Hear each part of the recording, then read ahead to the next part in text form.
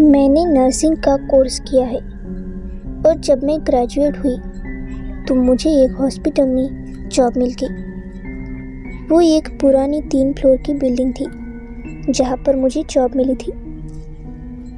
जब मैंने इंटरव्यू दिया तो उन्होंने मुझे सिलेक्ट कर लिया और कहा था कि जितना जल्दी हो सके ज्वाइन करें, क्योंकि रिसेंटली कुछ नर्स ने वहाँ से रिज़ाइन किया था, इसलिए उन्हें नर्स की ज़रूरत थी और मुझे काम की ज़रूरत थी।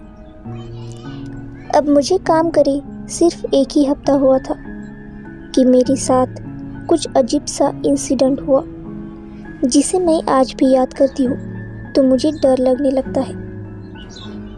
उस दिन मेरी नाइट शिफ्ट थी और सारे पेशेंट सो चुके थे। वहाँ बस हम 3 लोग थे, मैं, एक नर्स जिसका नाम रोशनी था और एक सिक्योरिटी गार्ड था। हम तीनों स्टाफ रूम में चाय पीकर बातें करने लगे। फिर मेरे राउंड का समय हो गया। मैंने फर्स्ट फ्लोर से शुरू किया। एक एक रूम चेक किए कि सब कुछ ठीक तो है, किसी पेशेंट को किसी चीज़ की ज़रूरत तो नहीं, सब कुछ सही था। फिर मैं सेकंड फ्लोर पर पहुंची। वहाँ पर भी सब कुछ ठीक था। वहाँ तो इतनी शांति थी कि मेरे पैरों की चलने की आवाज़ भी पूरे फ्लोर में गूंज रही थी कि तभी अचानक मैंने एक आवाज़ सुनी। वो आवाज़ किसी बच्चे की रोने की लग रही थी और ऐसा लग रहा था कि वह आवाज़ मेरे ऊपर के फ्लोर से आ रही है। मैं थोड़ा रुक गई और ध्यान से सुनने लगी। वो आवाज़ एक छोटे बच्चे की रोने की थी। अब मेरे तो रोंगटे खड़े हो गए, क्योंकि मुझे पता था कुछ तो गलत है। इतनी रात को कोई बच्चे की आवाज़ इस हॉस्पिटल में होना पॉसिबल ही नहीं है, और 3rd फ्लोर तो सदियों से खाली पड़ा है। फिर मैं डरते डरते 3rd फ्लोर पर पहुंची। मैंने आसपास देखा तो सभी लाइट्स ऑफ थी और पूरे कॉरिडोर में बस अंधेरा ही अंधेरा था। मुझे कुछ अच्छे से दिखाई नहीं दे रहा था। मैंने उस बच्चे की आवाज़ को फॉलो किया और वो बच्चे की आवाज़ मुझे एक कमरे तक ले गई। जब मैंने उस कमरे का दरवाज़ा खोला तो मैंने देखा एक बेड के ऊपर चादर ओढ़े कोई बैठा हुआ था। मैंने बेड के पास आते हुए कहा, कौन है वहाँ? जो भी उस चादर के नीचे था वहाँ से रोने की आवाज़ एकदम से बंद हो गई। मैंने चादर को पकड़ा और झटके से हटाया। मेरे पैरों से मानो ज़मीन खिसक गई, जबकि उस चादर के नीचे कोई नहीं था। डर के मारे मेरे शरीर में मानो खून जम सा गया था। डरते डरते मैं उस बेड से पीछे हट गई कि अचानक मेरे पीछे से दरवाज़ा बंद होने की आवाज़ आई।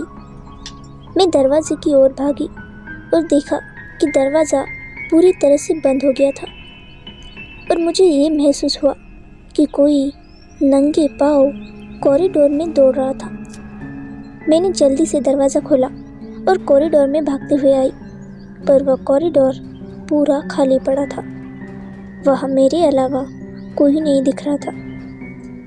तभी मुझे मेरे पीछे के रूम से हंसने की आवाज़ें आने लगी। डर के मारे मैं नीचे की फ्लोर भागती हुई आई। मुझे हर कमरे से बच्चे की रोने की आवाज़ें आने लगी। मैंने पीछे देखा तो मेरी मानो जान से निकल गई। पूरे कॉरिडोर में हर जगह छोटे बच्चे थे जो मेरी तरफ आ रहे थे। कुछ बड़े थे तो कुछ छोटे। मैं इतनी डर गई थी कि मुझे कुछ समझ नहीं आ रहा था। मैं सीढ़ियों की तरफ भागने लगी कि तभी मेरा पैर सीढ़ियों से फिसल गया और मैं नीचे गिर गई। मैं जैसे तैसे उठकर खड़ी हुई और भागते भागते 2nd फ्लोर पर पहुंची। वहाँ मुझे हॉस्पिटल के सिक्योरिटी गार्ड ने देखा और मुझे पूछा, क्या हुआ बेटा? तभी मैं डरते हुए कांपते हुए बोली, वो 3rd फ्लोर, वो कॉरिडोर, वो बच्ची।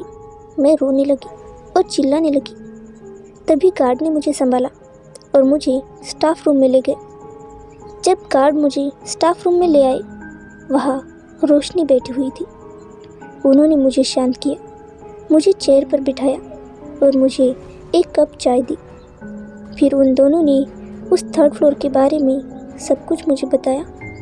तभी मुझे पता चला कि उस हॉस्पिटल में 3rd फ्लोर पर कई सालों पहले आग लग गई थी और उस आग की वजह से कई सारे बच्चों की दम घुटने की वजह से मौत हो गई थी। उसके बाद से ही उन्होंने अभी 3rd फ्लोर को यूज़ नहीं किया, जबकि सबको पता था कि 3rd फ्लोर पर काफ़ी अजीबोगरीब घटनाएं हॉस्पिटल के स्टाफ के साथ हुई है। स्टाफ और पेशेंट्स ने 3rd फ्लोर पर बच्चों की हंसने की आवाज़ें कई बार सुनी है। कई स्टाफ ने तो कॉरिडोर में बच्चों को भागते हुए भी देखा है। मैं वह सब सुनकर बहुत ज़्यादा घबरा चुकी थी। फिर कुछ हफ्ते बाद मैंने वो हॉस्पिटल छोड़ दिया। मैं वहाँ और नहीं रह सकती थी क्योंकि बहुत डर चुकी थी मैं। कई बार आज भी जब देर रात तक मैं उस हॉस्पिटल के बारे में सोचती हूँ तो मुझे लगता है कि अभी भी उस अंधेरी बड़ी कॉरिडोर में वो बच्चे मेरी तरफ देखकर हंस रहे हैं। वह आवाज़ें आज भी मेरे कानों में गूंजती रहती है। तो दोस्तों, आपको ये हॉरर स्टोरी कैसी लगी नीचे कमेंट करके ज़रूर बताएं और इसे अपने उन दोस्तों के साथ भी शेयर करें जिन्हें हॉरर स्टोरीज पढ़ना पसंद है। अगर आप इसी तरह और भी हॉरर स्टोरीज सुनना चाहते हैं तो हमारे चैनल को सब्सक्राइब करें। अगर वीडियो अच्छी लगी हो तो लाइक करें। Bye bye.